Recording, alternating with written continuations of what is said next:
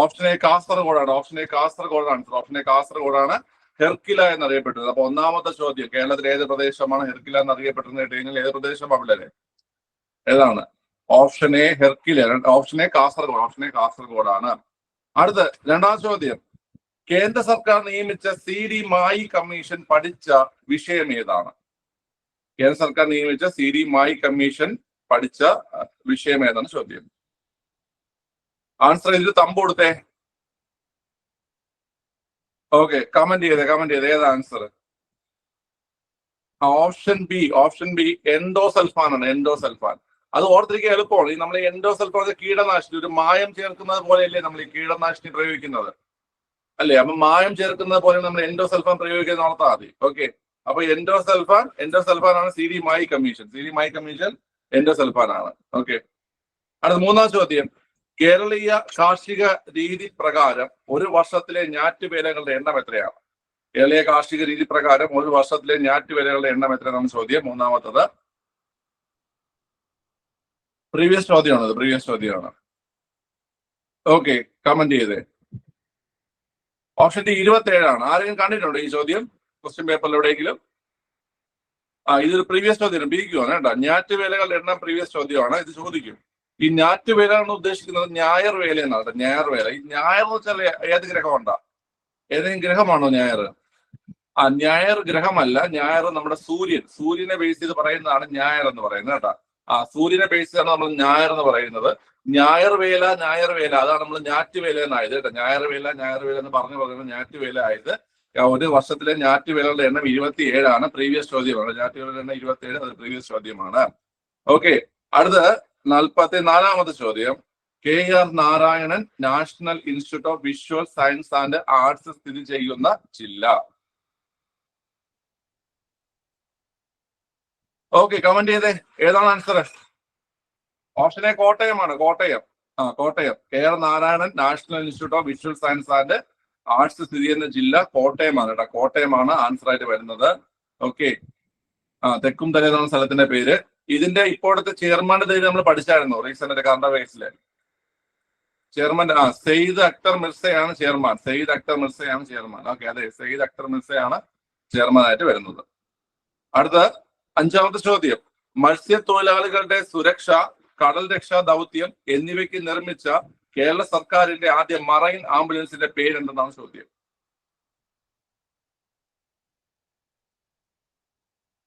Okay, comment ചെയ്തേ. Option A പ്രതീക്ഷയാണ് answer വരുന്നത്. പ്രതീക്ഷ, മറൈൻ ആംബുലൻസ് കേട്ടോ. ആ ചോദ്യം ഒന്നുകൂടെ നോക്കാം. മത്സ്യത്തൊഴിലാളികളുടെ സുരക്ഷ, കടൽ രക്ഷാ ദൗത്യം എന്നിവയ്ക്ക് നിർമ്മിച്ച കേരള സർക്കാരിന്റെ ആദ്യത്തെ മറൈൻ ആംബുലൻസിന്റെ പേര് പ്രതീക്ഷ എന്നാണ്. പ്രതീക്ഷ. ഓക്കെ, പ്രതീക്ഷയാണ് കേട്ടോ ആൻസർ. ഓക്കെ, അടുത്ത 6ാമത്തെ ചോദ്യം, കേരളത്തിലെ സർക്കാർ ജീവനക്കാരുടെ സേവന വേതന കാര്യങ്ങൾ രേഖപ്പെടുത്തിയ സമ്പൂർണ്ണ ഡാറ്റാബേസിന്റെ പേരെന്താണ്?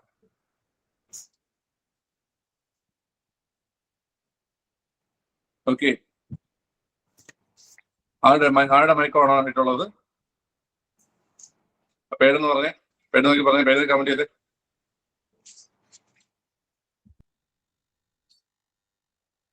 കേരളത്തിലെ സർക്കാർ ജീവനക്കാരുടെ സേവന വേതന കാര്യങ്ങൾ രേഖപ്പെടുത്തിയ സമ്പൂർണ്ണ ഡാറ്റാബേസ്. നമ്മളിത് പഠിച്ചിട്ടുണ്ടല്ലേ? നമ്മൾ പഠിച്ചിട്ടുണ്ട്. സ്പാർക്ക് ആണ്. സ്പാർക്ക്. ഓക്കെ, സ്പാർക്ക് ആണ് ആൻസർ. ഓക്കെ, സ്പാർക്ക് ആണ് കേട്ടോ, അത് ഓർത്തിരിക്കുക. അതുപോലെ തന്നെ നമ്മുടെ ഈ KSEBയുടെ ബില്ലിംഗ് സോഫ്റ്റ്വെയർ അത് എടുക്കുന്ന ഈ സ്പാർക്ക് ഒക്കെ പ്രീവിയസ് ചോദ്യമാണ്. അതുപോലെ തന്നെ ഈ KSEBയുടെ ബില്ലിംഗ് സോഫ്റ്റ്വെയർ ഒരുമ, KSEBയുടെ ബില്ലിംഗ് സോഫ്റ്റ്വെയർ ഒരുമയും നമുക്ക് ചോദിക്കുന്ന ഒരു ചോദ്യമാണ് കേട്ടോ. ഒരുമ, അത് രണ്ടും ഓർത്തിരിക്കുക. സ്പാർക്കും ഒരുമയും. ഓക്കെ, അടുത്ത 7ാമത്തെ ചോദ്യം, കേരളത്തെ പ്രതിനിധീകരിച്ച ആദ്യത്തെ IPL ക്രിക്കറ്റ് ടീം എന്നാണ് ചോദ്യം. കേരളത്തെ റെപ്രസെന്റ് ചെയ്തിട്ടുള്ള ആദ്യത്തെ IPL ക്രിക്കറ്റ് ടീമാണ് ചോദ്യം. ഓക്കെ, കമന്റ് ചെയ്ത ഉത്തരം. ഓപ്ഷൻ സി കൊച്ചി ടസ്കേഴ്സ് കേരളയാണ്. കൊച്ചി ടസ്കേഴ്സ് കേരളയാണ് ആൻസർ. നമ്മൾ പഠിച്ചിട്ടുണ്ട് അല്ലേ, കൊച്ചി ടസ്കേഴ്സ് കേരള. ഓക്കെ, ഇത് മുമ്പ് ചോദ്യം വന്നിട്ടുണ്ട് കേട്ടോ. കേരളത്തിന്റെ IPL ടീം ഇപ്പോഴല്ല, ആ ഒരു സമയത്ത് 2015-16 സമയത്തൊക്കെ ചോദിച്ചിട്ടുണ്ട് കേട്ടോ ആ ഒരു question. Okay, option C Kochi tuskers കേരളയാണ് ആൻസർ. അടുത്ത ചോദ്യം 48ാമത്തെ ചോദ്യം, താഴെ കൊടുത്ത പ്രസ്താവനകൾ പരിഗണിക്കുക. വടക്കിഴക്കൻ മൺസൂണിന്റെ അവസാനത്തോടെ കേരളത്തിൽ ശൈത്യകാലം ആരംഭിക്കുന്നു. കേരളത്തിൽ വേനൽക്കാലം മാർച്ച് മുതൽ മെയ് വരെയാണ്. വടക്കിഴക്കൻ മൺസൂൺ കാലത്താണ് കേരളത്തിൽ ഏറ്റവും കൂടുതൽ മഴ ലഭിക്കുന്നത്. തെക്ക് പടിഞ്ഞാറൻ മൺസൂൺ തുലാവർഷം എന്ന് അറിയപ്പെടുന്നു. ഓക്കെ, ഉത്തരം കമന്റ് ചെയ്യാം നിങ്ങൾക്ക്. വളരെ ഓപ്ഷൻ സി ആണ്. ഒന്നും രണ്ടും ശരിയാണ്. അതിൽ മൂന്നാമത്തെ തെറ്റെന്ന് പറഞ്ഞു കഴിഞ്ഞാല് വടക്കിഴക്കൻ മൺസൂൺ കാലത്തല്ല നമുക്ക് ഏറ്റവും കൂടുതൽ മഴ ലഭിക്കുന്നത്. നമുക്ക് ഏറ്റവും കൂടുതൽ മഴ ലഭിക്കുന്നത് തെക്ക് പടിഞ്ഞാറൻ മൺസൂൺ കാലത്താണ്. തെക്ക് പടിഞ്ഞാറൻ മൺസൂൺ കാലത്താണ് നമുക്ക് ഏറ്റവും കൂടുതൽ മഴ ലഭിക്കുന്നത്. നാലാമത്തെ തെറ്റെന്ന് പറഞ്ഞു കഴിഞ്ഞാൽ തെക്ക് പടിഞ്ഞാറൻ മൺസൂൺ തുലാവർഷം എന്ന് കൊടുത്തിരിക്കുന്നു. അത് തെറ്റാണ്. തെക്ക് പടിഞ്ഞാറൻ മൺസൂൺ അല്ല, വടക്ക് കിഴക്കൻ മൺസൂൺ ആണ് തുലാവർഷം എന്നറിയപ്പെടുന്നത്. വടക്ക് കിഴക്കൻ മൺസൂൺ ആണ് തുലാവർഷം എന്നറിയപ്പെടുന്നത്. തെക്ക് പടിഞ്ഞാറൻ മൺസൂൺ അറിയപ്പെടുന്നത് ഇടവപ്പാതി അല്ലെങ്കിൽ കാലവർഷം എന്നാണ്. തെക്ക് പടിഞ്ഞാറൻ മൺസൂൺ ഇടവപ്പാതി അല്ലെങ്കിൽ കാലവർഷം എന്നാണ് അറിയപ്പെടുന്നത്. ഓക്കെ, അടുത്ത 9ാം ചോദ്യം. താഴെ നൽകിയവയിൽ തെറ്റായ പ്രസ്താവന ഏതെന്നാണ് ചോദ്യം. താഴെ നൽകിയ തെറ്റായ പ്രസ്താവന ഏതെന്ന ചോദ്യം. ഭാരതപ്പുഴയുടെ ഉത്ഭവം ആനമലയിൽ നിന്നാണ്. പെരിയാറ് ആണ് ആദ്യകാലത്ത് ബാരിസ് എന്നറിയപ്പെട്ടിരുന്നത്. തിരുവിതാംകൂറിന്റെ ജീവനാഡി എന്ന് വിളിക്കുന്ന നദി പമ്പയാണ്. ആതിരപ്പള്ളി വാഴച്ചാൽ വെള്ളച്ചാട്ടം ചാലക്കുടി പുഴയിലാണ്. ഓക്കെ, ഇതിൽ ഏതാണ് തെറ്റ്? തെറ്റ് ഏതാ? കുട്ടികളുടെ ഓപ്ഷൻ ബി ആണ് തെറ്റ്. പെരിയാറാണ് ആദ്യകാലത്ത് ബാരിസ് എന്നറിയപ്പെട്ടിരുന്നത്. അത് തെറ്റാണ്. കാരണം ബാരിസ് എന്നറിയപ്പെട്ടിരുന്നത് പമ്പയാണ്. പെരിയാർ അറിയപ്പെട്ടിരുന്നത് എന്താണ്? ചൂർണി, ചുള്ളി, പൂർണ്ണ എന്നൊക്കെ അറിയപ്പെട്ടിരുന്നത്. ചൂർണി എന്നും ചുള്ളി എന്നും പൂർണ്ണ കേട്ടാ. ചൂർണി, ചുള്ളി, പൂർണ്ണ ഇങ്ങനെ അറിയപ്പെട്ടിരുന്ന നദിയാണ് ഏത്? പെരിയാർ കേട്ടാ. ചൂർണി, ചുള്ളി, പൂർണ്ണ. അത് ഓർത്തിരിക്കാം. ഇനി ആർക്കെങ്കിലും ഈ സി ഓപ്ഷനിൽ തിരുവിതാംകൂറിന്റെ ജീവനാഡി എന്ന് വിളിക്കുന്ന നദി പമ്പയാണ്, ആർക്കെങ്കിലും ഡൗട്ട് വന്നോ? അത് കേരളത്തിന്റെ ജീവനാഡി ഏതാണ്? കേരളത്തിന്റെ ജീവനാഡി പെരിയാറും തിരുവിതാംകൂറിന്റെ ജീവനാഡി പമ്പയുമാണ്. മനസ്സിലായോ? കേരളത്തിന്റെ ജീവനാഡി പെരിയാറും തിരുവിതാംകൂറിന്റെ ജീവനാഡി പമ്പയുമാണ്. ദക്ഷിണേന്ത്യയുടെ ജീവനാഡി ഏതാ? ദക്ഷിണേന്ത്യയുടെ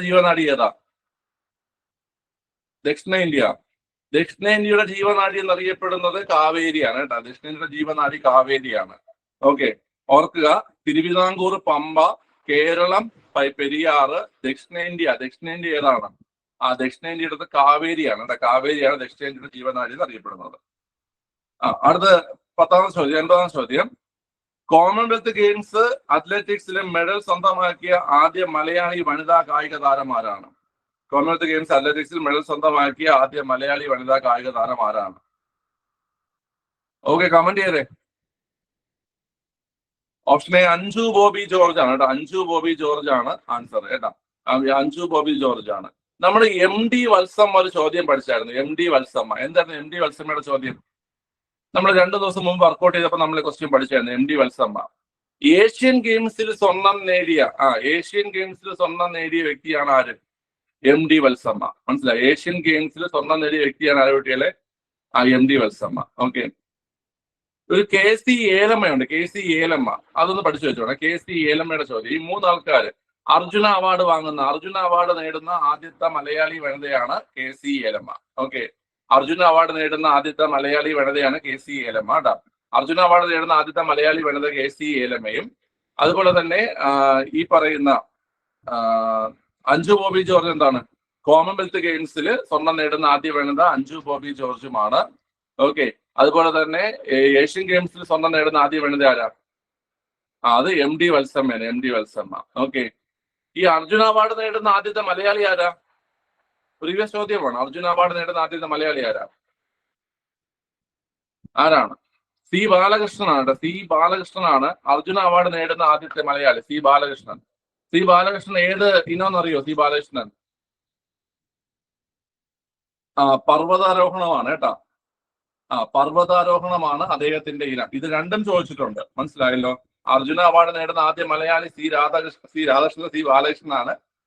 ബാലകൃഷ്ണനാണ്. ഓക്കെ, ഇദ്ദേഹത്തിന്റെ ഇനം ചോദിക്കാറുണ്ട്. ഇദ്ദേഹത്തിന്റെ ഇനം പർവ്വതാരോഹണമാണ് കേട്ടോ. പർവ്വതാരോഹണം. ഓക്കെ, ഖേൽരത്ന പുരസ്കാരം ലഭിക്കുന്ന ആദ്യത്തെ മലയാളി നേടൽ ആരാണ്? കേരളരത്ന പുരസ്കാരം ലഭിക്കുന്ന ആദ്യത്തെ മലയാളി KM ബീനാമോളാണ്. KM ബീനാമോള്. നിങ്ങളൊരു പ്രീവിയസ് ചോദ്യം കണ്ടു കാണും. ബീനാമോൾക്ക് കേരളരത്ന പുരസ്കാരം ലഭിച്ച വർഷം ചോദ്യം കണ്ടായിരുന്നോ? ബീനാമോൾക്ക് കേരളരത്ന പുരസ്കാരം ലഭിച്ച വർഷം എന്നൊരു ചോദ്യം കണ്ടായിരുന്നോ? 2002 ആൻസർ. 2002. ഓക്കെ, 2002. 2002 ബീനാമോൾക്ക് കേരളരത്ന പുരസ്കാരം ലഭിച്ചത്. 2003 ഒരു മലയാളിക്ക് കിട്ടി. 2003 ആർക്കാ കിട്ടിയത്? 2003 അഞ്ജു ബോബി ജോർജിന് ലഭിച്ചു. 2003 അഞ്ജു ബോബി ജോർജിന് 2003 ലഭിച്ചു. അഞ്ജു ബോബി ജോർജിന്. ഓക്കെ, പഠിച്ചു. അത് പഠിച്ചല്ലോ. ശ്രീജേഷിന് 2021 കിട്ടി. PR ശ്രീജേഷ് 2021 ശ്രീജേഷിന്. ഓക്കെ, അത് ഓർത്തിരിക്കുക. അപ്പൊ ഈ പറഞ്ഞ ചോദ്യങ്ങളൊക്കെ ഒന്ന് മനസ്സിലാക്കി വെച്ചിരിക്കുക. ഈ കോമൺവെൽത്ത് ഗെയിംസിൽ അഞ്ജു ബോബി ജോർജ് ആണ് ആദ്യമായി സ്വർണം നേടിയത്. ഏഷ്യൻ ഗെയിംസിൽ ആദ്യമായി സ്വർണം നേടിയത് MD വത്സമ്മയാണ്. അർജുന അവാർഡ് ആദ്യമായി നേടിയത് KC ഏലമ്മയാണ്. അർജുന അവാർഡ് ആദ്യമായി നേടിയത്. ഓക്കെ, അർജുന അവാർഡ് നേടിയ ആദ്യം മലയാളം ചോദിക്കുകയാണെങ്കിൽ C ബാലകൃഷ്ണനാണ്. C ബാലകൃഷ്ണൻ പർവ്വതാരോഹണമാണ്. പിന്നെ നമ്മൾ പറഞ്ഞത് കേരളരത്ന പുരസ്കാരമാണ്. കേരളരത്ന പുരസ്കാരം ആദ്യമായി ലഭിച്ച മലയാളിയാണ് ആര്? KM ബീനാമോൾ. വർഷം 2002 2002 KM ബീനാമോൾക്ക് കിട്ടിയത്. രണ്ടാമത്തെ ആള് അഞ്ജു ബോബി ജോർജ് ആണ്. അഞ്ജു ബോബി ജോർജ് 2003 കിട്ടി. മൂന്നാമത്തെ ആള് ശ്രീജേഷ് ആണ്. ശ്രീജേഷിന് 2021 കിട്ടി. ഓക്കെ, ശരി. അപ്പൊ അത് ഓർത്തിരിക്കുക. അടുത്ത 51 ചോദ്യം. ഏത് നവോത്ഥാന നായകനാണ് ബാലഗുരു എന്നറിയപ്പെട്ടിരുന്നത്? ഏത് നവോത്ഥാന നായകനാണ് ബാലഗുരു എന്നറിയപ്പെട്ടിരുന്നത്? കമന്റ് ചെയ്തേ, ആൻസർ കമന്റ് ചെയ്തേ. ബാലഗുരു ആരാ? ബാലഗുരു എന്നറിയപ്പെട്ടിരുന്നത് വാഗ്ഭടാനന്ദനാണ്. ഓപ്ഷൻ ബി വാഗ്ഭടാനന്ദനാണ് ആൻസർ. വാഗ്ഭടാനന്ദൻ. ഓക്കെ, അടുത്ത ചോദ്യം. യൂറോപ്പിൽ കേരള ഹിസ്റ്ററിയുമായിട്ട് ബന്ധപ്പെട്ട ചോദ്യമാണ്. യൂറോപ്പിൽ ഫ്രാൻസും ഇംഗ്ലണ്ടും തമ്മിലുള്ള യുദ്ധത്തിന് അവസാനം കുറിച്ച ഏത് സന്ധിയാണ് ഉത്തര കേരളത്തിൽ അവർ തമ്മിൽ സമാധാനം പുലർത്താൻ ഇടയാക്കിയത്? ഓക്കെ, യൂറോപ്പില് ഫ്രാൻസും ഇംഗ്ലണ്ടും തമ്മിലുള്ള യുദ്ധത്തിന് അവസാനം കുറിച്ച ഏത് സന്ധിയാണ് ഉത്തര കേരളത്തിൽ അവർ തമ്മിൽ സമാധാനം പുലർത്താൻ ഇടയാക്കിയത്? ഓക്കെ, നല്ലൊരു ചോദ്യമാണ്. ആർക്കെങ്കിലും കിട്ടിയിട്ടുണ്ടെങ്കിൽ ഒന്ന് കമന്റ് ചെയ്തേ. ചുമ്മാ അറിഞ്ഞുള്ളത് കറക്കി ഉത്തരത്തിൽ ഞാൻ പറഞ്ഞിട്ടുണ്ട്. ഇത് ഓപ്ഷൻ D ആണ് കേട്ടാ. എയ്ല ഷാപ്പേൽ ഉടമ്പടി കേട്ടോ. എയ്ല ഷാപ്പേൽ ഉടമ്പടിയാണ് ആൻസർ. എയ്ല ഷാപ്പേൽ ഉടമ്പടി എന്ന ആൻസർ കേട്ടോ.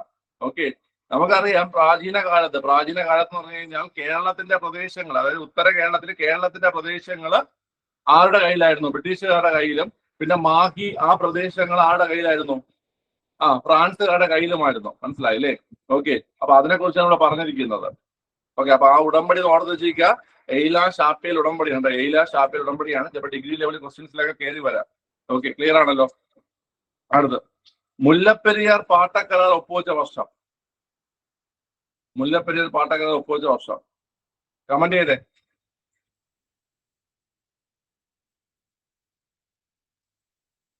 വളരെ ഓപ്ഷൻ C 1886 1886 മുല്ലപ്പെരിയാർ പാട്ടക്കരാർ ഒപ്പുവെച്ചത്. 1886 കേട്ടോ. ഓക്കെ, പിന്നെ അടുത്ത ചോദ്യം. 1946 നടന്ന, ഇതും പ്രിയ ചോദ്യമാണ്. 1946 നടന്ന കുട്ടംകുളം സമരം ഏത് ക്ഷേത്രവുമായി ബന്ധപ്പെട്ടിരിക്കുന്നു? കുട്ടംകുളം സമരം ഏത് ക്ഷേത്രവുമായി ബന്ധപ്പെട്ടിരിക്കുന്നതാണ് ചോദ്യം. കുട്ടംകുളം സമരം കമന്റ് ചെയ്തേ. ഓപ്ഷൻ D കൂടൽ മാണിക്യ ക്ഷേത്രമാണ്. കൂടൽ മാണിക്യ ക്ഷേത്രമാണ്. ഓക്കെ, ഈ കൂടൽ മാണിക്യ ക്ഷേത്രം എവിടെയാണെന്നറിയോ? കൂടൽ മാണിക്യ ക്ഷേത്രം കൂടൽ മാണിക്യ ക്ഷേത്രം തൃശ്ശൂർ ഇരിങ്ങാലക്കുടയിലാണ്. സ്ഥിതി ചെയ്യുന്നത്. കൂടൽ മാണിക്യ ക്ഷേത്രം സ്ഥിതി ചെയ്യുന്നത് തൃശ്ശൂർ ഇരിങ്ങാലക്കുടയിലാണ് കേട്ടാ. അവിടുത്തെ പ്രതിഷ്ഠ ആരാ? അവിടുത്തെ പ്രതിഷ്ഠ ഭരതനാണ്. ഭരതനാണ് കേട്ടോ. ഭരതൻ, അതായത് നമ്മുടെ രാമായണത്തിലെ രാമന്റെ അനിയൻ. ഭരത ക്ഷേത്രമാണത്. ഇതും പ്രീവിയസ് ചോദ്യമാണ്. 1946 നടന്ന കുട്ടംകുളം സമരം ഏത് ക്ഷേത്രവുമായി ബന്ധപ്പെട്ടിരിക്കുന്ന കേട്ട് കഴിഞ്ഞാല് കൂടൽ മാണിക്യ ക്ഷേത്രം. ഇരിങ്ങാലക്കുടയിലാണ് കൂടൽ മാണിക്യ ക്ഷേത്രം. ഭരത പ്രതിഷ്ഠയാണ് അവിടെ ഉള്ളത് കേട്ടാ. ഈ കേരളത്തിലെ ഒരു ദുര്യോധന പ്രതിഷ്ഠയുള്ള ഒരു ക്ഷേത്രമുണ്ട്. എവിടെയെന്നറിയോ? അത് മലനടയാണ് കേട്ടോ. ദുര്യോധന പ്രതിഷ്ഠയുള്ള ക്ഷേത്രം മലനടയാണ്. മലനട. ഓക്കെ, മലനട ക്ഷേത്രമാണ്, ഓർത്തിരിക്കുക. അതുപോലെ തന്നെ ഈ ചിലന്തി ക്ഷേത്രമുണ്ട്. ചിലന്തി ക്ഷേത്രം കൊടുമണ്ണാണ് ചിലന്തി ക്ഷേത്രം. പത്തനംതിട്ട കൊടുമണ്ണിലാണ് ചിലന്തി ക്ഷേത്രമുള്ളത്. ചിലന്തി ക്ഷേത്രമുള്ളത് പത്തനംതിട്ട കൊടുമണ്ണിലാണ്. സീതാദേവി ക്ഷേത്രം എവിടെയാണ്? കൊടുമണ്ണിൽ പോയിട്ടുണ്ടോ ചിലന്തി ക്ഷേത്രത്തില്? സീതാദേവി ക്ഷേത്രം പുൽപ്പള്ളി വയനാടാണ് കേട്ടോ. പുൽപ്പള്ളി വയനാടിലാണ് സീതാദേവി ക്ഷേത്രമുള്ളത് കേട്ടോ. സീതാദേവി ക്ഷേത്രം പുൽപ്പള്ളി വയനാടിലാണ് കേട്ടോ. ഓക്കെ, അപ്പൊ ഇതൊക്കെ ഓർത്തിരിക്കുക. ഇതൊക്കെ ചോദിക്കുന്ന റെയർ ആയിട്ട് വരുന്ന ചോദ്യങ്ങളാണ്. ഓക്കെ, ശരി. അടുത്ത 55ാമത്തെ ചോദ്യം. 1917 ഹിന്ദു പുലയ സമാജം സ്ഥാപിച്ച ഏത് സാമൂഹിക പരിഷ്കർത്താവാണ് 1924 സമുദായങ്ങളുമായി ചേർന്ന് ചെങ്ങന്നൂർ ക്ഷേത്രത്തിൽ പ്രവേശിച്ച് വിപ്ലവം സൃഷ്ടിച്ചത്? 1917 ഹിന്ദു പുലയ സമാജം സ്ഥാപിച്ച ഏത് സാമൂഹിക പരിഷ്കർത്താവാണ് 1924 സമുദായങ്ങളുമായി ചേർന്ന് ചെങ്ങന്നൂർ ക്ഷേത്രത്തിൽ പ്രവേശിച്ച് വിപ്ലവം സൃഷ്ടിച്ചത്? ഓക്കെ, നല്ലൊരു ചോദ്യമാണ്. കമന്റ് ചെയ്ത ആൻസർ.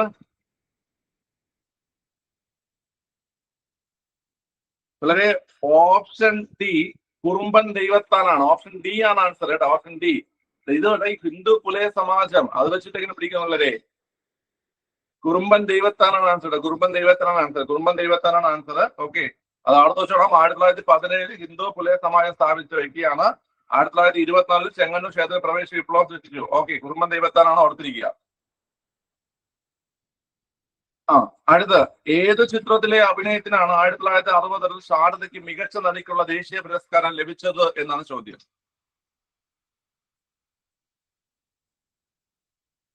ദേശീയ പുരസ്കാരമൊക്കെ ഞാൻ തന്നെ നിങ്ങൾക്ക് പഠിപ്പിച്ചിട്ടുണ്ട്. ഓക്കെ, കമന്റ് ചെയ്തേ. ഓപ്ഷൻ എ തുലാഭാരമാണ്. തുലാഭാരം.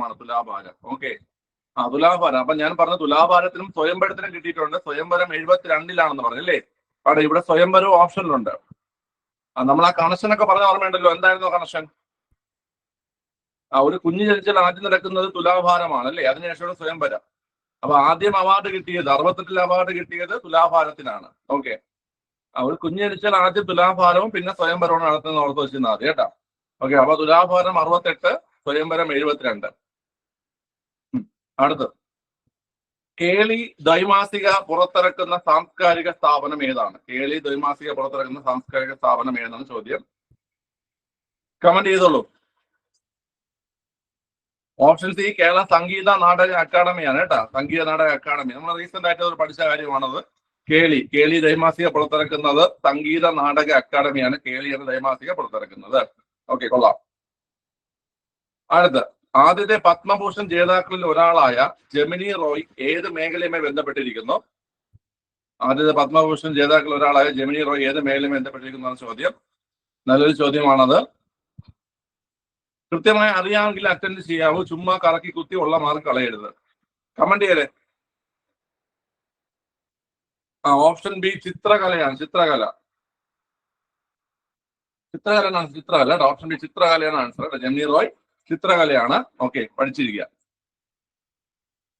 അടുത്ത് ഗൂഗിളിന്റെ ബിസിനസ് സോഫ്റ്റ്വെയർ പാക്കേജ് ആയ ജി സ്യൂട്ടിന്റെ പുതിയ പേരെന്താണ്? ജി സ്യൂട്ടിന്റെ. ഓക്കെ, കമന്റ് ചെയ്തേ. ആർക്കും അറിയത്തില്ല.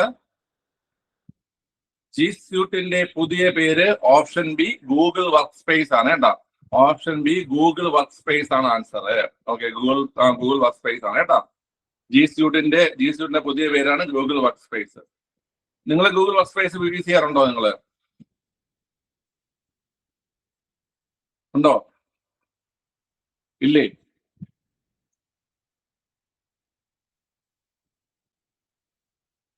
നിങ്ങളെ ഗൂഗിൾ വർക്ക് സ്പേസ് യൂസ് ചെയ്യുന്നില്ല. എന്റെ ഗൂഗിൾ വർക്ക് സ്പേസ് യൂസ് ചെയ്യുന്നുണ്ട്.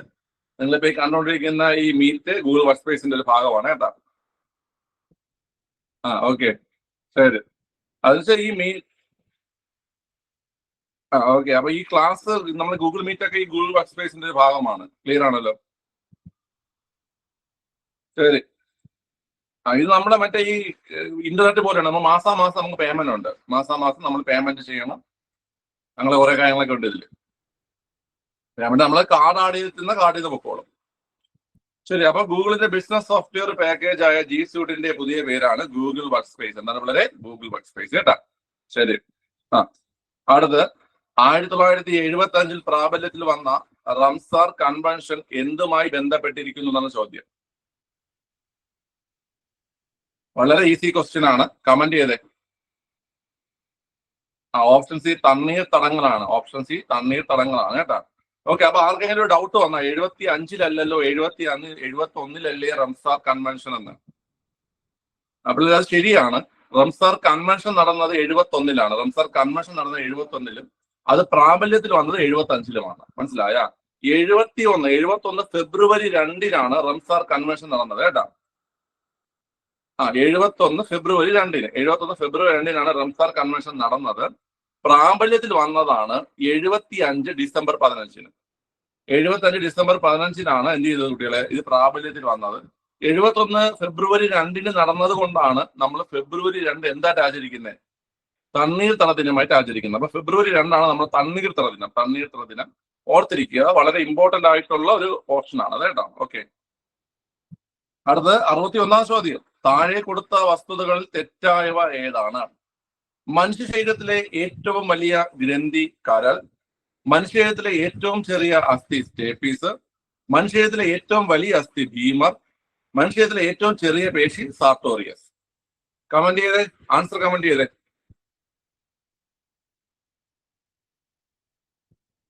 ഇതിൽ ആൻസർ വരുന്നത് ഓപ്ഷൻ ഡി ആണ്. ആൻസർ വരുന്നത് ഓപ്ഷൻ ഡി. ഓക്കെ, അതായത് മനുഷ്യത്തിലെ ഏറ്റവും ചെറിയ പേശി സാർട്ടോറിയസ്, അതാണ് തെറ്റ്. ഇതില് ഈ ചോദ്യം നമുക്ക് ഉത്തരം നോക്കാം. മനുഷ്യത്തിലെ ഏറ്റവും ചെറിയ പേശി ഏതാ? മനുഷ്യത്തിലെ ഏറ്റവും ചെറിയ പേശി എന്ന് വെച്ചാൽ സ്റ്റേപ്പീഡിയസ് ആണ്. ഏതാണ്ടിലെ സ്റ്റേപ്പീഡിയസ് ആണ്. നിന്നെയൊക്കെ പഠിപ്പിച്ചിട്ടുള്ള സാധനമാണിത്, സ്റ്റേപ്പീഡിയസ്. അതായത് നമ്മുടെ സ്റ്റേപ്പീസിന്റെ കൂടെ ഇരിക്കുന്ന ഒരു ചെറിയ ഒരു മസില്, അതാണ് സ്റ്റേപ്പീഡിയസ്. ഓക്കെ, സ്റ്റേപ്പീസ് ആണ് ഏറ്റവും ചെറിയ ബോണ്.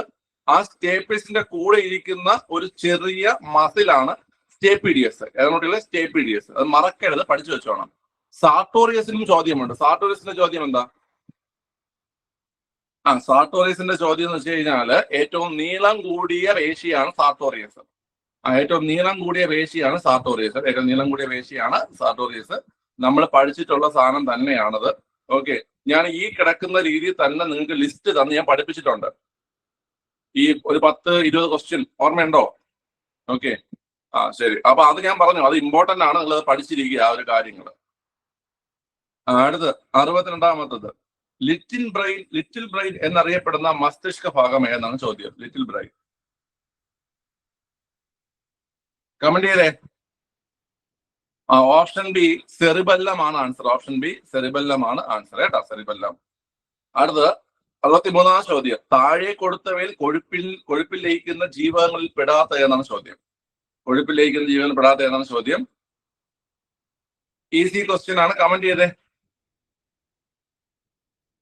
ഓപ്ഷൻ ബി ജീവകം ബി ആണ് ആൻസർ അല്ലേ. ബിയും സിയും എന്തിലാ ലയിക്കുന്നത്? ബിയും സിയും ജലത്തിൽ ലയിക്കുന്നത്. വാട്ടർ സോലബിൾ ആണ് അല്ലേ. വാട്ടർ സോലബിൾ ആണ്. ഓക്കെ, അടയ്ക്ക് കൊഴുപ്പുണ്ടെന്നോ കൊഴുപ്പ് കേടാന്നോ ഒക്കെ ഓർത്തിരുന്നാൽ മതി. അടയ്ക്ക് ADEK അടയ്ക്ക് കൊഴുപ്പുണ്ടെന്നോ അല്ലെങ്കിൽ കൊഴുപ്പ് കേട KEDA കൊഴുപ്പ് കേട അങ്ങനെ ഓർത്ത് വെച്ചിരുന്നാൽ മതി കേട്ടാ. കൊഴുപ്പ് ശരീരത്തിന് കേടല്ലേ? കൊഴുപ്പ് ശരീരത്തിന് കേടാണോ? നിങ്ങൾ പഠിക്കുന്ന ആൾക്കാരല്ലേ പിള്ളേരെ? കൊഴുപ്പ് കേടാണെന്ന് പറയുന്നേ. നമുക്കിത് എക്സസ് ആകുമ്പോഴാണ്, അളവിൽ അധികമാകുമ്പോഴാണ് നമുക്കത് പ്രശ്നമാകുന്നത്. കൊഴുപ്പ് നമുക്ക് ആവശ്യമുള്ള സാധനമാണ് കുട്ടികളെ. നമ്മൾ പഠിക്കുന്നത് നമുക്ക് എനർജി ഫോം ചെയ്യുന്നത് ഏതിൽ നിന്നൊക്കെയാ? എനർജി ഫോം ചെയ്യുന്നത് ഈ പറയുന്ന കൊഴുപ്പ്, പ്രോട്ടീന്, അതുപോലെ കാർബോഹൈഡ്രേറ്റ്സ്. അപ്പൊ ഇതൊക്കെ നമുക്ക് ആവശ്യമുള്ളതാണ്. ഇതിന്റെയൊക്കെ അളവ് കൂടുമ്പോഴാണ് നമുക്ക് പ്രശ്നമാവുന്നത് കേട്ടോ. ഓക്കെ, ക്ലിയർ ആണ്. അടുത്ത 64-ാം ചോദ്യം. ആനക്കയം, മൃദുല, പ്രിയങ്ക, മാടക്കത്തറ തുടങ്ങിയവ ഏത് കാർഷിക വിളയുടെ അത്യുൽപാദന ശേഷിയുള്ള ഇനങ്ങളാണ്? കമന്റ് ചെയ്തേ. ഓപ്ഷൻ ഡി കശുവണ്ടി. ഇവിടെ പിന്നെ നമുക്ക് അറിഞ്ഞൂടെങ്കിൽ കൂടി നമുക്ക് എന്ത് ചെയ്യാൻ പറ്റും? സ്ഥലപ്പേര് വെച്ച് പിടിക്കുക അല്ലേ. നമുക്ക് ഉത്തരം അറിഞ്ഞൂടെങ്കിൽ നമുക്ക് ഈ ആനക്കയവും മാടക്കത്തറയൊക്കെ കശുവണ്ടി ഗവേഷണ കേന്ദ്രങ്ങളായതുകൊണ്ട് ആനക്കയവും മാടക്കതറയൊക്കെ കശുവണ്ടി ഗവേഷണ കേന്ദ്രങ്ങളായതുകൊണ്ട് നമുക്ക് ആ രീതിയിൽ ഈ ഓപ്ഷൻ പിടിക്കാം. ഓക്കെ, ആൻസർ വരുന്നത് ഏതാ കുട്ടികൾ? ആൻസർ വരുന്നത് ഓപ്ഷൻ ഡി കശുവണ്ടിയാണ്. ഓപ്ഷൻ ഡി കശുവണ്ടിയാണ്. അടുത്ത 65 ചോദ്യം. വിയാപുരം റിസർവ് വനം സ്ഥിതി ചെയ്യുന്ന ജില്ല ഏതാണ്? വിയാപുരം റിസർവ് വനം. ഈസി ക്വസ്റ്റ്യൻ ആണ്. ഓക്കെ, കമന്റ് ചെയ്തോളൂ. Veeyapuram option A Alappuzha. ആലപ്പുഴ ജില്ലയിലെ ഒരേ ഒരു റിസർവ് വനമാണ് ഏത്? ആലപ്പുഴ ജില്ലയിലെ ഒരു റിസർവ് വനമാണ് ഏത് കുട്ടികളെ? വിയാപുരം. ഓക്കെ, ഏറ്റവും കൂടുതൽ റിസർവ് വനം ഏത് ജില്ലയിലാ? ഏറ്റവും കൂടുതൽ റിസർവ് വനം ഏറ്റവും കൂടുതൽ റിസർവ് വനം പത്തനംതിട്ടയിലാണ്. ആദ്യത്തെ റിസർവ് വനം ഏതാ?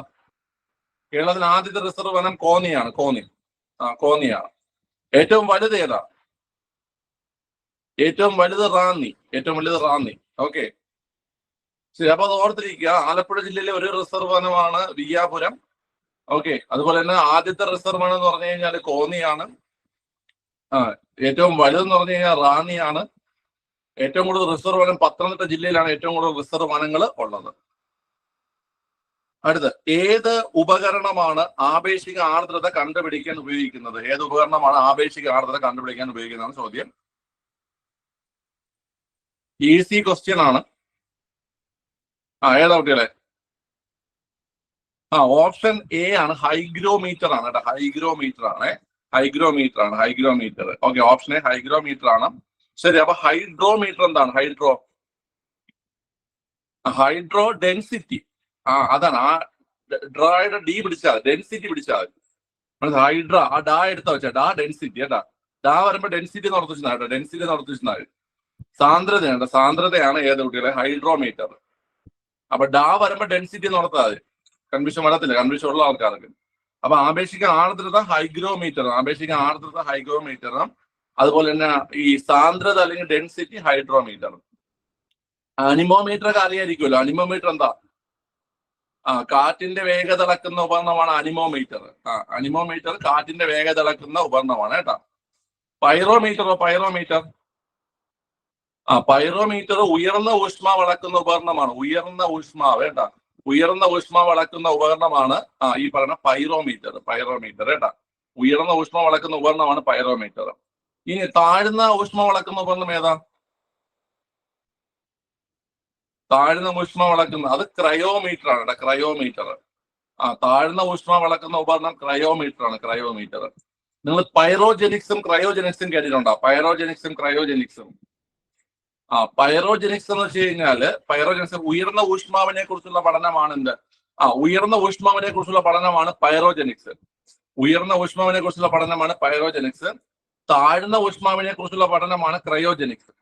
ഉയർന്ന ഊഷ്മാവ് പൈറോജെനിക്സ്, താഴ്ന്ന ഊഷ്മാവ് ക്രയോജെനിക്സ്. മനസ്സിലായോ? ഓക്കെ, അപ്പൊ അങ്ങനെ വരുന്ന സമയത്ത് ഉയർന്ന ഊഷ്മാവ് അളക്കാനുള്ള ഉപകരണം പൈറോമീറ്ററും താഴ്ന്ന ഊഷ്മാവ് അളക്കാനുള്ള ഉപകരണം ഏതാ? അത് ക്രയോമീറ്ററുമാണ്. ഓക്കെ, ക്ലിയർ ആണല്ലോ? ഓർത്തിരിക്കുക. അടുത്ത്, എന്തിന്റെ അടിസ്ഥാന യൂണിറ്റ് ആണ് കാൻഡല? ഓക്കെ, ഈസി ക്വസ്റ്റ്യൻ ആണ്. കമന്റ് ചെയ്തേ. എന്തിന്റെ അടിസ്ഥാന യൂണിറ്റ് ആണ്? ഓപ്ഷൻ ബി പ്രകാശ തീവ്രതയുടെ അടിസ്ഥാന യൂണിറ്റ് ആണ് കാൻഡല. ഓക്കെ, അടുത്ത്, ആവർത്തന പട്ടികയിൽ അറ്റോമിക സംഖ്യ 115 മൂലകത്തിന്റെ പേര് ലഭിച്ചിരിക്കുന്നത് ഏത് രാജ്യത്തിന്റെ തലസ്ഥാന നഗരത്തിൽ നിന്നെന്നാണ് ചോദ്യം. ഓക്കെ, ക്ലിയർ ആണ്? ഉത്തരം കിട്ടിയവിടെ കമന്റ് ചെയ്തേ. 115. അപ്പോഴത്തെ ഓപ്ഷൻ സി റഷ്യയാണ്. റഷ്യയുടെ തലസ്ഥാനം ഏതാ വളരെ? റഷ്യയുടെ തലസ്ഥാനം മോസ്കോ ആണ് അല്ലെ? മോസ്കോയാണ് റഷ്യയുടെ തലസ്ഥാനം. അപ്പൊ ഏതാണ് ആ മൂലകം? മോസ്കോവിയമാണ് ആ മൂലകം. മനസ്സിലായ? 115 മോസ്കോവിയമാണ്. 115 മോസ്കോവിയമാണ് കേട്ടോ. 115. ഓക്കെ, റഷ്യയുടെ തലസ്ഥാനം മറക്കണ്ട. റഷ്യയുടെ തലസ്ഥാനം മോസ്കോയാണ്. അടുത്ത 69 ചോദ്യം. ഫോട്ടോ ഇലക്ട്രിക് പ്രഭാവം വിശദീകരിച്ചതിലൂടെ 1921 നൊബേൽ സമ്മാനം സ്വന്തമാക്കിയ ശാസ്ത്രജ്ഞൻ ആരാണ്? ഓക്കെ, കമന്റ് ചെയ്തേ. ഓപ്ഷൻ ഡി ആണ് പിള്ളേര്. ഓപ്ഷൻ ഡി ആൽബർട്ട് ഐൻസ്റ്റീൻ ആണ്. ആൽബർട്ട് ഐൻസ്റ്റീൻ ആണ്. നമ്മളിത് പഠിച്ചിട്ട്, ഞാൻ എന്റെ ഓർമ്മ ചെയ്യണമെങ്കിൽ ഞാൻ ആൽബർട്ട് ഐൻസ്റ്റീൻ പഠിപ്പിച്ചപ്പോഴ് ഞാൻ നിങ്ങൾക്ക് പറഞ്ഞു തന്നിട്ടുണ്ടായിരുന്നു. 1921 അദ്ദേഹത്തിന് നൊബേൽ സമ്മാനം കിട്ടിയെന്ന്. ഓക്കെ, ഓക്കെ, ക്ലിയർ ആണ്. ഈ പഠിക്കുന്നതൊക്കെ നേരെ പഠിച്ചു പോവുക കേട്ടോ. പഠിക്കുന്നതൊക്കെ നേരെ പഠിച്ചു പോവുക. നിങ്ങൾക്ക് 70 മാർക്ക്, എൽ ഡി കാര്യമാണ് പറയണത്, 70 മാർക്ക് കിടക്കുന്നത് ജി കെ പ്ലസ് കറണ്ട് അഫയേഴ്സിലാണ്. ജി കെ പ്ലസ് കറണ്ട് അഫയേഴ്സിലാണ് 70 മാർക്ക് കിടക്കുന്നത്. ജി കെ വെച്ചാൽ സയൻസ് എല്ലാം വരുന്നുണ്ട്. ഓക്കെ, 70 മാർക്ക് അവിടെ കിടക്കുന്നത്. നിങ്ങൾ ഏറ്റവും കൂടുതൽ മെജോറിറ്റി മാർക്ക് വീഴാൻ പോണ സാധനം അതാണ് കേട്ടോ. അതുകൊണ്ട് ഈ പഠിക്കുന്ന കാര്യമൊക്കെ നന്നായി പഠിക്കുക. അതോടൊപ്പം മാത്സ്, മലയാളം, ഇംഗ്ലീഷ് വർക്കൗട്ട് കൃത്യമായി ചെയ്ത് പഠിക്കുക.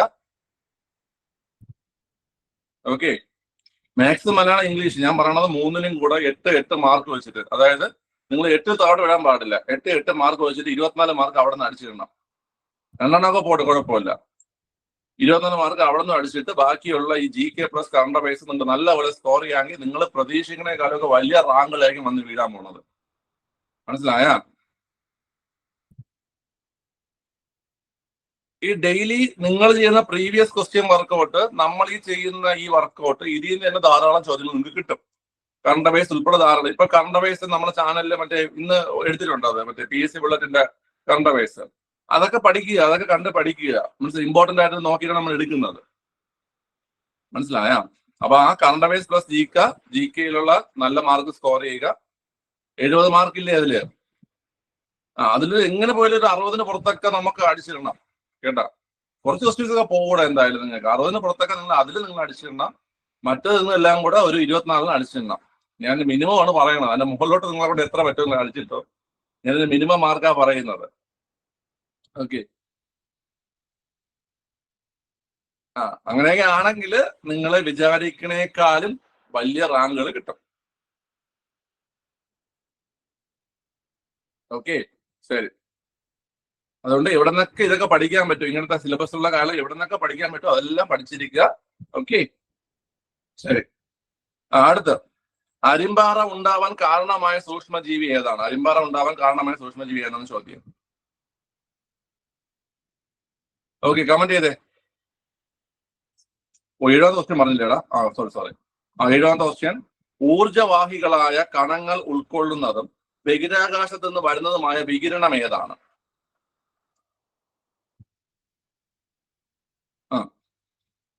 ഒന്ന് പറഞ്ഞേ. വളരെ ഊർജവാഹികളായ കണങ്ങൾ ഉൾക്കൊള്ളുന്നതും ബഹിരാകാശത്ത് നിന്ന് വരുന്നതുമായ വികിരണം ഏതാണ്? കോസ്മിക് രശ്മിയാണ് കേട്ടോ. കോസ്മിക് രശ്മി. ഓക്കെ, നമ്മൾ പഠിച്ചിട്ടുള്ള ക്വസ്റ്റ്യൻ ആണത്. അടുത്ത, അരിമ്പാറ ഉണ്ടാവാൻ കാരണമായ സൂക്ഷ്മജീവി. അറിയാം, ഏതാണ്? ഓപ്ഷൻ എ വൈറസ് ആണ്. നമുക്കറിയാം വൈറസിന്റെ പേരെന്താ? Papilloma virus. Human papilloma virus പറഞ്ഞ ഓർമ്മയുണ്ടോ? Human papilloma virus. അതെ, പാപ്പിലോമ വൈറസ് കാരണമാണ് അരിമ്പാറ ഉണ്ടാകുന്നത്. Papilloma virus. അടുത്ത് 72ാമത്തെ ചോദ്യം, രോഗങ്ങളും അവയുമായി ബന്ധപ്പെട്ട ദിനങ്ങളും ശരിയായ രീതിയിൽ ചേരുംപടി ചേർക്കുക. രോഗങ്ങളും അവയുമായി ബന്ധപ്പെട്ട ദിനങ്ങളും ശരിയായ രീതിയിൽ ചേരുംപടി ചേർക്കുക എന്നാണ് ചോദ്യം. ഓക്കെ, ഒന്ന് ചേരുംപടി ചേർത്തോളൂ.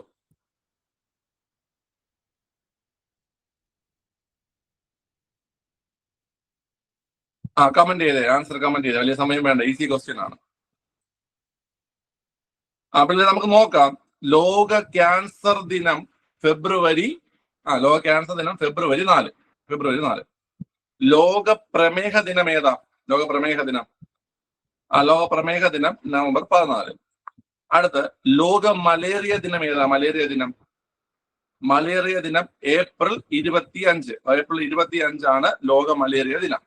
അടുത്ത, ലോക ഹീമോഫീലിയ ദിനം ഏതാ? ലോക ഹീമോഫീലിയ ദിനം ഏപ്രിൽ 17. അങ്ങനെയുള്ള സമയത്ത് 1 D വരും, 2 C വരും, 3 B വരും, 4 A വരും. ഓക്കെ, അപ്പൊ ആൻസർ ഏതാ? ആൻസർ ഡി ആണ്. ആൻസർ കേട്ടാ. ആരൊക്കെയോ തെറ്റിച്ചൊക്കെ കമന്റ് ചെയ്യുന്നുണ്ടായിരുന്നു. ഇതൊക്കെ ഈസി ക്വസ്റ്റ്യൻ ആണ് പിള്ളേരെ. വെപ്രാളം കാണിക്കാതെ ചെയ്ത് പഠിക്കേട്ടാ. അടുത്ത് 73-ാമത്തെ ചോദ്യം, ഫ്രഞ്ച് പോക്സ് എന്നറിയപ്പെടുന്ന രോഗം ഏതാണ്? French pox. ഫ്രഞ്ച് പോക്സ് നിങ്ങൾ അധികം ആരും അങ്ങനെ ചെയ്ത് കണ്ടിട്ടില്ലാത്തൊരു ക്വസ്റ്റ്യൻ ആയിരിക്കും ഇത്. ഫ്രഞ്ച് പോക്സ് ഓപ്ഷനൊക്കെ വായിച്ചു നോക്ക്. ഓക്കെ, ഇത്ര കിട്ടിയ കമന്റ് ചെയ്തേ. ഓപ്ഷൻ സി സിവിലിസ് ആണ് കേട്ടോ. സിവിലിസ് ആണ് ആൻസർ. ഓപ്ഷൻ സി സിവിലിസ് ആണ് കേട്ടോ. ഫ്രഞ്ച് പോക്സ് എന്നറിയപ്പെടുന്ന രോഗം സിവിലിസ് ആണ്. സിവിലിസ്. നിങ്ങൾ ഈ റീസെന്റ് ആയിട്ട് ഒരു ക്വസ്റ്റ്യൻ വർക്ക്ഔട്ട് ചെയ്തപ്പോൾ എയ്ഡ്സിന്റെ ഒരു വിശേഷണം കണ്ടാണ് നിങ്ങൾ. എന്താണ്? സ്ലിം ഡിസീസ് കണ്ടത് ഓർക്കുന്നോ? സ്ലിം ഡിസീസ് എന്നറിയപ്പെടുന്നത് എയ്ഡ്സ് ആണ് കേട്ടോ. Slim disease. Slim disease AIDS ആണ്. അത് പ്രീവിയസ് ചോദ്യമാണ്, അത് ഓർത്ത് വെച്ചോണം കേട്ടോ. ഓക്കെ. ഈ ടൈഫസ് രോഗത്തിന് പ്രത്യേകം. ടൈഫസ് രോഗം പരത്തുന്ന ആരാ?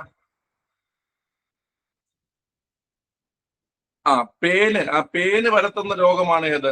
ടൈഫസ്. പേന് പരത്തുന്ന രോഗമാണ് ടൈഫസ്. ഓക്കെ, അതോടത്തിരിക്കുക. അടുത്ത്, താഴെ കൊടുത്തിരിക്കുന്നവയിൽ ബാക്ടീരിയ രോഗങ്ങളിൽ ഉൾപ്പെടാത്ത ഏതാണ് ചോദ്യം? താഴെ കൊടുത്തതിൽ ബാക്ടീരിയ രോഗങ്ങളിൽ ഉൾപ്പെടാത്ത ഏതാണ് ചോദ്യം? കമന്റ് ചെയ്തേ. ഓപ്ഷൻ സി മുണ്ടിനീരാണ് അല്ലേ? ഓപ്ഷൻ സി മുണ്ടിനീരാണ് ആൻസർ വരുന്നത്. ഓക്കെ, ബാക്ടീരിയ രോഗങ്ങളിൽ ഉൾപ്പെടാത്തത് ഓപ്ഷൻ സി മുണ്ടിനീരാണ്. മുണ്ടിനീര്. ശരി. മുണ്ടിനീര് എന്ന് വെച്ച് കഴിഞ്ഞാല് ഒരു വൈറസ് രോഗമാണ്. പാരാമിക്സോ വൈറസ് എന്ന് പറയും. പാരാമിക്സോ വൈറസ് കേട്ടോ. പാരാമിക്സോ വൈറസ് എന്ന് പറയും കേട്ടോ. ഈ പറയുന്ന മുണ്ടിനീരിന് കാരണമായ വൈറസ് ആണ് പാരാമിക്സോ വൈറസ് കേട്ടോ. പാരാമിക്സോ വൈറസ് ആണ് മുണ്ടിനീരിന് കാരണമായ വൈറസ്. ഓക്കെ, ബാക്കിയെല്ലാം നമുക്ക് അറിയാം. കുഷ്ഠം അറിയാം, ടെറ്റനസ് അറിയാം, ആന്ത്രാക്സ് ഒക്കെ അറിയാം. അതൊക്കെ ബാക്ടീരിയ രോഗങ്ങളാണ് അല്ലേ? ഓക്കെ, ശരി. അടുത്ത, റാബിസ് വാക്സിൻ കണ്ടുപിടിച്ച ശാസ്ത്രജ്ഞൻ ആരാണ്? റാബിസ് വാക്സിൻ കണ്ടുപിടിച്ച ശാസ്ത്രജ്ഞൻ ആരാണ്? കമന്റ് ചെയ്തേ.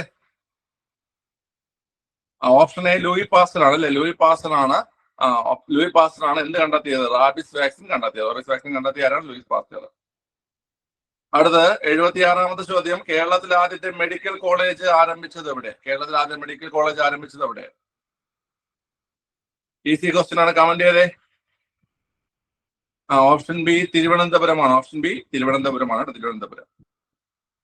അടുത്ത്, സമൂഹത്തിൽ ഏറ്റവും അധികം ദുരിതം അനുഭവിക്കുന്ന സ്ത്രീകൾക്ക് അടിയന്തര ഘട്ടത്തിൽ ധനസഹായം ലഭ്യമാക്കുക എന്ന ലക്ഷ്യത്തോടെ ആരംഭിച്ച പദ്ധതി?